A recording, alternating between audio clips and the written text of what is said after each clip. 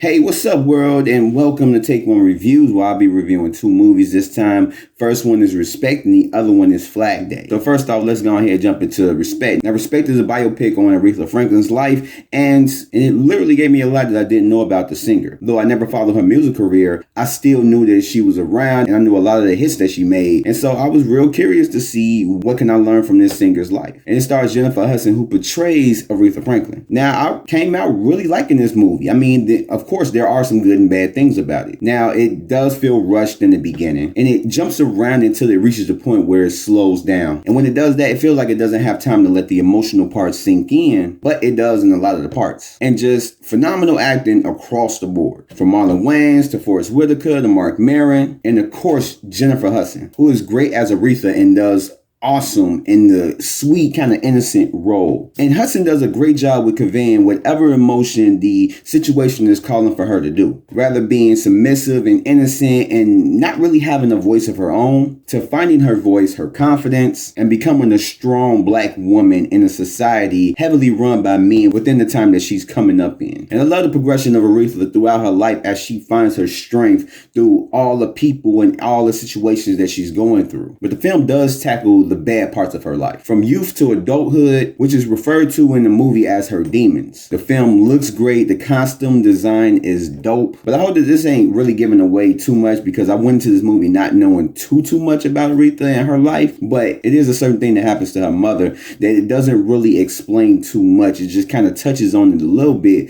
but it doesn't really give us too much information. Now, I don't know if that information is out and knowledgeable that you can go and search on the internet, or if it's just something that they just tried to stray away from. But other than that, it was like they gave us a little touch of information, but really didn't give us too much more after that explaining what happened. And so the music is great. The length is felt heavy. Like it really felt like it went on forever. Maybe it could have been cut down a little bit, but I know that's kind of what happens with a lot of these biopics, because they're trying to fit so much of a person's life within 2.5 hours, and it can get overly long. So they're trying to touch all their bases. And so I guess in a sense, unless you're a really good filmmaker, it's kind of like a lose-lose. You have to sacrifice one for the other. And it also gets into the struggle with making music. It shows how she started off with gospel music and she was just a plain Jane until she actually really started finding her voice and what she wanted to do musically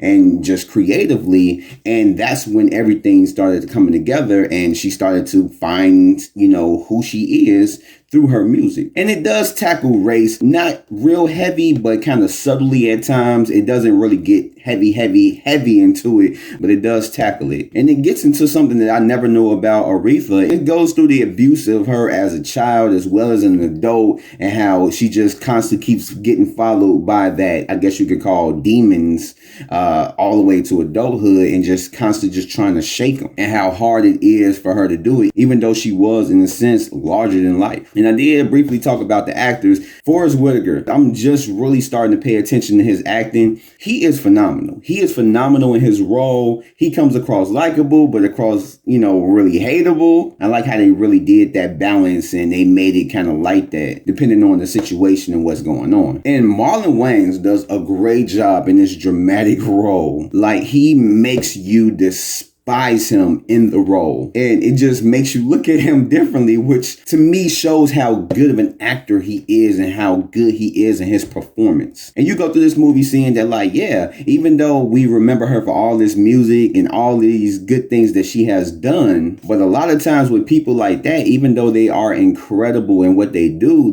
have a very tragic and dramatic past that shaped them up to the person that they are at that current state. It's both like a sad but inspiring type of film that a person can literally take a lot from, as well as be entertained. This movie is very much inspiring. It's heartfelt. You can get all type of emotions from this film. So my recommendation, definitely check this out. It's still in theaters, so if you want to go check it out and see it at theaters, definitely go check it out, which I will recommend that. But if you can't find the time to go to the theaters, it should be coming on digital soon if it's not on digital already. So definitely go check it out. You may end up liking it. And so the other movie I'll be reviewing is Flag Day, starring Sean Penn, as well as his daughter, Dylan Penn. And this this is a movie that is based on a true story, and it follows the lives of a father and daughter and their love for one another as they struggle to keep together the damaged pieces of their lives and become everything that both of them need for each other, as obstacles threaten to take that away. Now, I went into this movie not knowing what to expect. I seen the trailer right beforehand,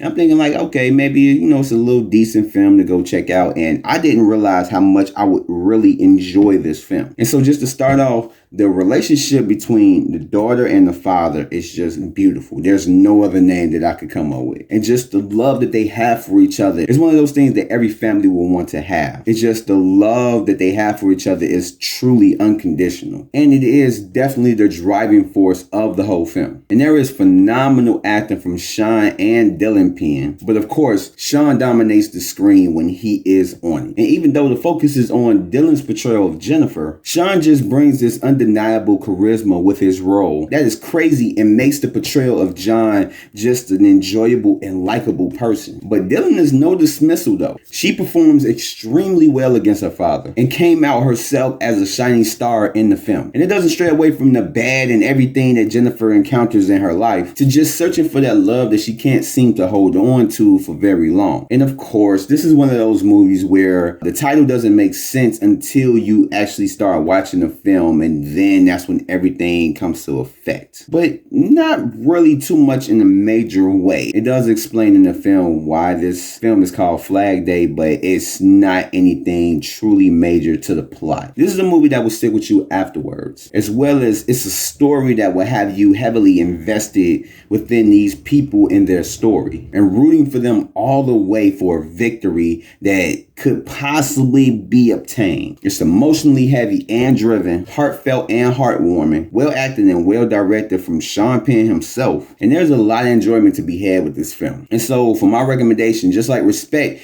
if not in theaters, definitely seek it out on digital and just check it out. You may end up really liking it like I did. And so with that said, that has been my take on reviews on Respect and Flag Day. And I really do hope that you guys check those out, at least Respect. And if you have time, check out Flag Day. And if you like this video, go ahead, give it a thumbs up and subscribe if you're not, and hit that notification bell for more videos. And I will catch you guys on the next one. So peace out and stay safe.